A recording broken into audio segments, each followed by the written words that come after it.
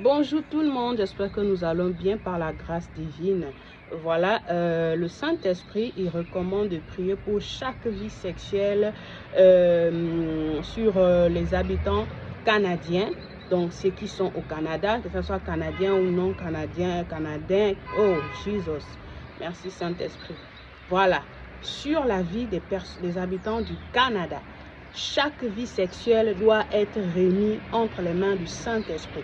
Parce qu'il y a eu l'histoire qui s'est passée. Et à travers cette histoire, l'intercession devant Dieu, il a localisé, le Saint-Esprit a localisé où se situe le problème.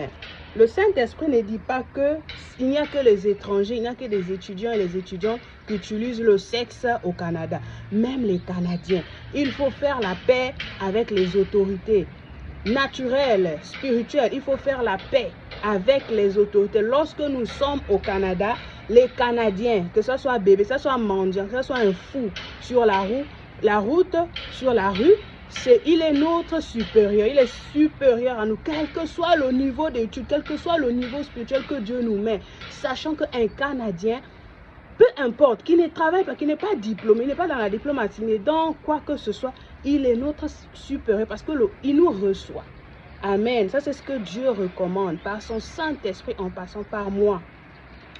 Donc, nous devrions prier pour les vies sexuelles canadiennes, afin que lorsque une étrangère arrive au Canada, afin que lorsque un étranger arrive au Canada, afin que lorsque les étudiants arrivent au Canada, ils retrouvent la paix que le Saint-Esprit a déposée en passant par nos bouches. Il n'y a qu'une bouche qui utilise Apocalypse 21, verset 23. On avance à 24 et puis on fait la lecture biblique pour éviter d'être accro au succès de Dieu. C'est notre succès, le Saint-Esprit nous donne. Mais il faut lire les Écritures pour encore augmenter Dieu dans nos cœurs, dans nos vies. Pour que Dieu commande. Alléluia. La tsunamite ne recule pas lorsqu'il s'agit de quelque chose où le diable dit que c'est terminé, tu ne peux plus.